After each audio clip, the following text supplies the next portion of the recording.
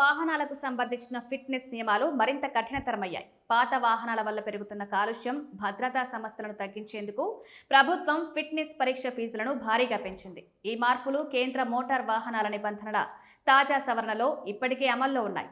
కొత్త నిబంధనల ప్రకారం 20 ఏళ్లు పైబడిన వాహనాలు ఇప్పుడు ఫిట్నెస్ సర్టిఫికేట్ కోసం చాలా ఎక్కువ మొత్తాలు చెల్లించాలి. భారీ వాణిజ్య వాహనాల ఫీజు 2500 నుండి 25,000 వరకు పెరిగింది. మధ్యస్థ వాణిజ్య వాహనాలు 20,000, తేలికపాటి మోటార్ వాహనాలు 15,000 చెల్లించాల్సి ఉంటుంది. త్రిచక్ర వాహనాల ఫీజు 7,000, ద్విచక్ర వాహనాలకు 2,000గా నిర్ణయించారు. ఫిట్నెస్ ఛార్జీల వర్తింపు వయస్సును కూడా తగ్గించారు. ముందుగా 15 ఏళ్లు పైబడిన వాహనాలకే అధిక రుసుములు ఉండేవి. ఇప్పుడు 10 ఏళ్లు పైబడిన వాహనాలకు కూడా పెరిగిన ఫీజులు వర్తిస్తాయి. అయితే ఇవి 20 ఏళ్లు దాటిన వాహన రేట్లు ఎక్కువగా ఉండవు. నియమాల లక్ష్యం స్పష్టంగా ఉంది. రోడ్లపై పాత, అసురక్షిత, అధిక కాలుష్యం విడుదల చేసే వాహనాలను తగ్గించడం, ప్రజలు కొత్త, పర్యావరణానుకూల వాహనాలను మారేలా ప్రోత్సహించడం.